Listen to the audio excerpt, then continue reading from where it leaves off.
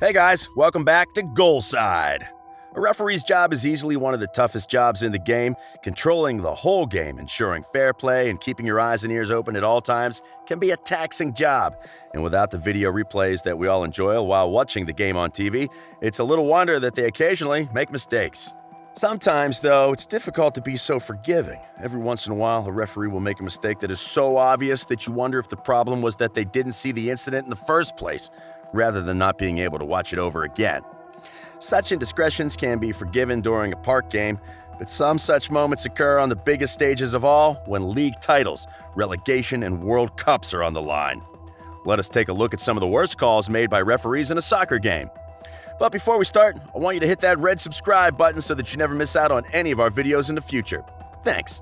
Alan Hudson scores in the side netting. Alan Hudson was the beneficiary of what was pretty much the opposite of what happened to poor old Clive Allen.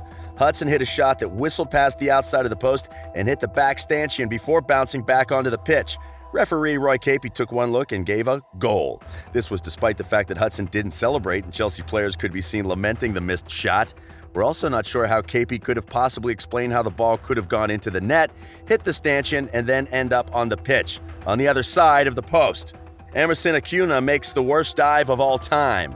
Referees are often fooled by a player diving, but you know you're witnessing something out of the ordinary when the commentators are laughing at the ridiculousness of a player's dive and the referee gives a penalty.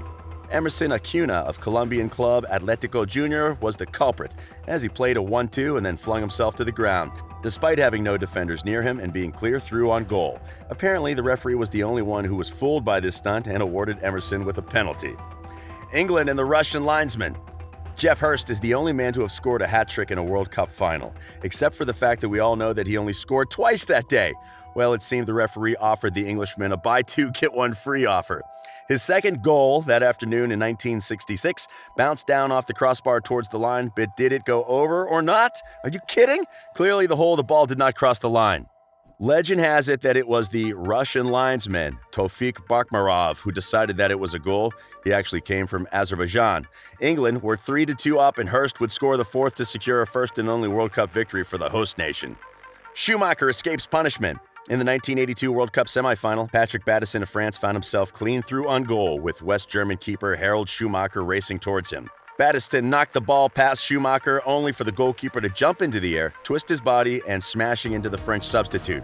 He was knocked unconscious, damaged his vertebrae, lost 3 teeth, and later slipped into a coma. Now, with all that said, you might be wondering that the keeper would surely have gotten a red card or something, right? Well, not quite. Referee Charles Corver did not send Schumacher off, nor did he book him or even give a foul. Instead, he calmly gave a goal kick to West Germany, as if the incident was completely unintentional. Germany gets their revenge. Some 44 years after Geoff Hurst's goal against West Germany, the Germans got their revenge when Frank Lampard inexplicably had a goal disallowed in their 2010 World Cup tie. At least the Russian linesman had the excuse that there was some doubt as to whether the ball had crossed the line or not, while Lampard's shot was clearly well over the line. The English claimed that the decision led to their defeat, but considering that they were so outclassed in the 4-1 defeat, I don't think you would take their claims seriously now, would you? Les Moultrie makes a double mistake. During a Scottish match between Dundee United and Patrick Thistle, referee Les Moultrie made not just one, but 2 blunders. First, he came the latest in the long line of referees to be confused by the stanchion when he failed to award Paddy Connolly a goal. If that wasn't bad enough, Moultrie then somehow missed the fact that as the ball bounced out of the goal, a Patrick defender actually caught it, held onto the ball for a couple of seconds, and then handed it over to the goalkeeper. The hand of God.